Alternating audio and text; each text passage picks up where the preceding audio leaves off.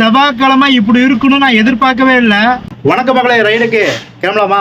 3:45 ஆகிருமாண்ணா. இப்போ டைம் கரெக்டாக 8:00 ஆச்சு. 2:30 மணி நேரம் தாண்டி போயிட்டு இருக்கு. இது வேற ஒரு ரைடு கூட வரல. ரைடு வரக்குள்ள காலை டிப்பனை முடிச்சிடலாமா?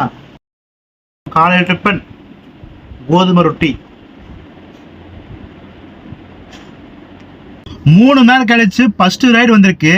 எங்கன்னா என்ஜிஜோ காலையிலேருந்து டைட்டில் பார்க்கு போகலாமா? ஃபர்ஸ்ட் ரைடை முடிச்சு விட்டாச்சு. அடுத்த ரைடுக்கு வெயிட் பண்ணலாமா? லாகின் பண்ணி கரெக்டாக 5:30 மணி நேரம் தாண்டி போயிட்டுருக்கு. இது வேறு ஒரே ரைடு தான் கொடுத்துருக்காங்க. இன்றைக்கி நிலமை ரொம்ப மோசமாக போயிட்டுருக்கு. லாகின் பண்ணி கரெக்டாக 8 மணி நேரம் தாண்டி போயிட்டுருக்கு. இது வேறு நம்மளுக்கு ஒரே ரைடு தான் கொடுத்துருக்காங்க. அடுத்த ரைடு வருமா வராதான் போயிட்டுருக்கு. அடுத்த ரைடு வரக்குள்ள சாப்பிட்லாமா? இருக்கிற டென்ஷனுக்கு பிரியாணி சாப்பிட்டே ஆகணும்.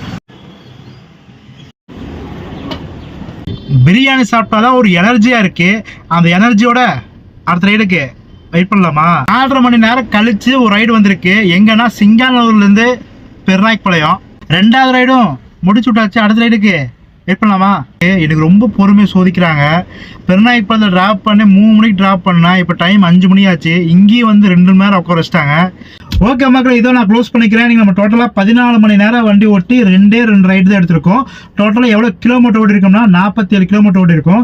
நம்ம எவ்வளோ இன்னைக்கு சம்பாதிச்சிருக்கோம்னா 1044 ரூபா சம்பாதிச்சிருக்கோம். ஜிஎஸ்டி போக நம்ம கைக்கு எவ்வளோ வருதுன்னா 981 ரூபா நம்ம கைக்கு வந்திருக்கு. இதில் ரிட்டர்ஸ் கமிஷன் எவ்வளோ போகுதுன்னா 98 ரூபா போகுது. சிஎன்ஜி எவ்வளோ போகுதுன்னா 160 ரூபா போகுது. நம்ம லஞ்சுக்கு இன்னைக்கு எவ்வளோ செலவு பண்ணியிருக்கோம்னா 50 ரூபாய் செலவு பண்ணியிருக்கோம்.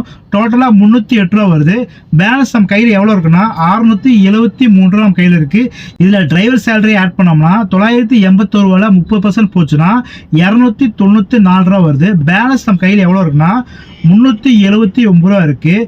இதை வச்சு தான் நான் கார் டியூ, கார் இன்சூரன்ஸ், கார்பனன்ஸ் நம்ம செலவு எல்லாத்தையும் இந்த 379 ரூபா தான் நான் பார்த்துக்கணும்.